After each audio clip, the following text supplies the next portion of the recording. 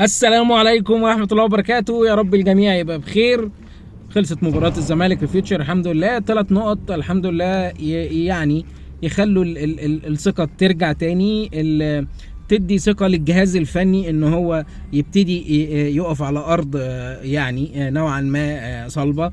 كابتن أسامة نبيه والجهاز الفني كله من الناس المحترمة جدا اللي عندها الانضباط بره الملعب قبل جوه الملعب، مهم جدا، ودي حاجه كويسه جدا. وده اللي حصل مع فتوح، عشان الناس بس ما تقعدش تهري كتير. فتوح داخل بقاله 3 4 ايام وبتمرن بكل قوه وكويس وزي الفل، لكن رؤيه فنيه انه كابتن اسامه نبيه شايفه انه مش هيبقى متواجد الماتش ده، فطلعه بره ال 18 اصلا.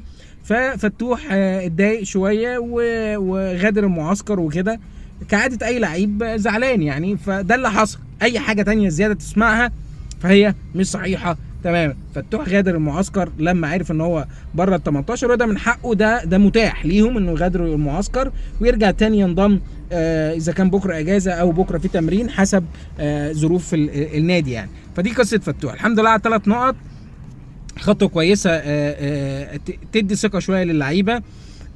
عندنا مشاكل برضو ال3 نقط دول على قد ما انت كسبت بينوا مشاكل كتير قوي. احنا عندنا مشاكل دفاعيه من نص ملعبنا، فيه هبوط بدني رهيب، وده اللي كنا بنحكي عنه، ان اللعيبه في لعيبه كتير قوي بتعمل مجهود جامد جدا مش بتقدر توزع مجهودها. دونجا والسيسي وسيد نيمار وامام عاشور، رباعي خط النص في اخر تلت ساعه بالظبط وقعوا بدنيا، وده باين قوي في الضغط على الخصم واستخلاص الكره، مش قادره تطلع الكور، كان في ميس باص كتير لكن بصراحه مش متخاذلين، هم مش قادرين بدنيا، وده محتاج شغل مدرب اكيد، الشغل البدني للعيبه والحمل البدني عليهم. زيزو نفس الكلام، طول الماتش تقريبا مش موجود، مش قادر برضو بدنيا. فيا مسهل ان انت تكسب في ظل البوينتس دي كلها ووقوعك البدني ده، دي حاجه كويسه، هو ده اللي احنا بنتكلم عنه، الدفعه المعنويه، ارادتك ان انت تفوز مهما كنت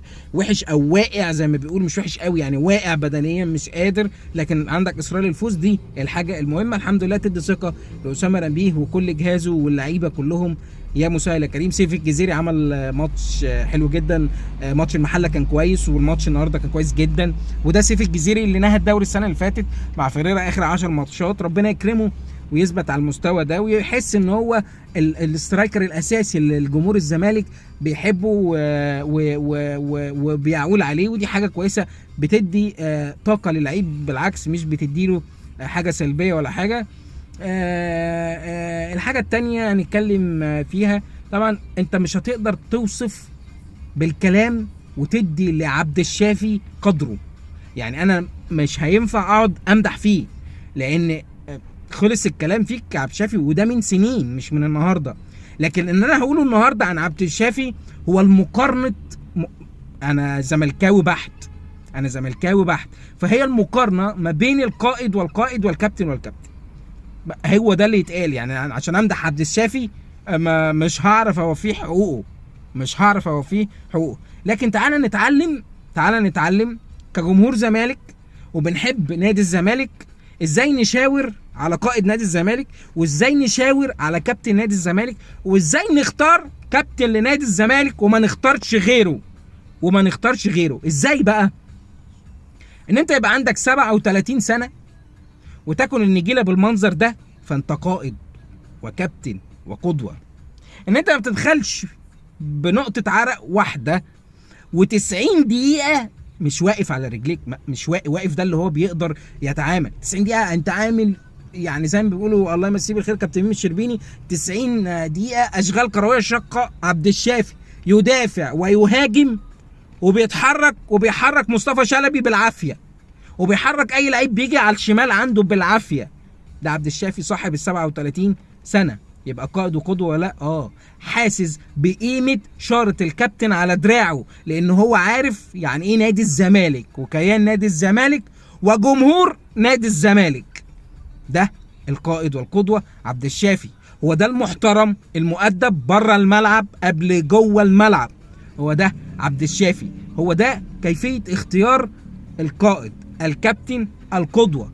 لا بتشوفه على سوشيال ميديا ولا بتشوفه بيتصور مع ناس وبيحط صوره، ولا بتشوفه بيروح لمدرجات الجمهور ويسيرها ويسقف لها. شوفوا الجمهور النهارده نادى عليه بعد الماتش، نادى عليه، ما جاش اتنطط ورقص السامبا معانا عشان كسبنا 3 نقط في حين انه ده بيحصل مع كباتن تانية بتيجي تتنطط. انا بابا واحد من الناس اللي كنت ببقى قاعد في الاستاد بستغرب، على انا بشجعك انت جاست ان انت تيجي تسقف بس، شكرا تعمل لنا كده، بترقص على ايه؟ احنا بنلعب في دوري لسه طويل يا عم الحاج ابو دماغ.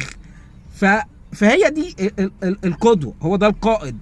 انا لما اتحامل على لاعب عشان انا عايز الزمالك يكسب، انا ما بحبش ده على ده، انا احب الراجل اللي في الملعب لما 37 سنه بيأدي ده، الاصغر منه ما بيأديش اللي بيعمله ويشوفه ليه. يعني تعالى نسأل بقى ونتكلم كلام صريح بقى، هو شيكابالا ما بيعملش اللي بيعمله عبد الشافي ليه؟ اسأل نفسك انت كزملكاوي وجاوب انت زي ما انت عايز. بتحب شيكا؟ انا بحبه زيك ويمكن اكتر كمان، لكن انا اللي بحبه بعنفه لما يبقى غلط، واللي بحبه اكتر هو الزمالك مش لعيب. فانا امدح في واحد زي الشيفو وما اعرفش اديله حقه لانه الراجل مديني حق وزياده، او الراجل عامل اللي عليه وزياده قوي. كيفيه اختيار القائد ما هياش بالحب، ما هياش بالشعبيه، ما هياش اللي بياخد صف الجمهور وبيتنطط على حسه. كيفيه اختيار القائد محمد عبد الشافي. السلام عليكم.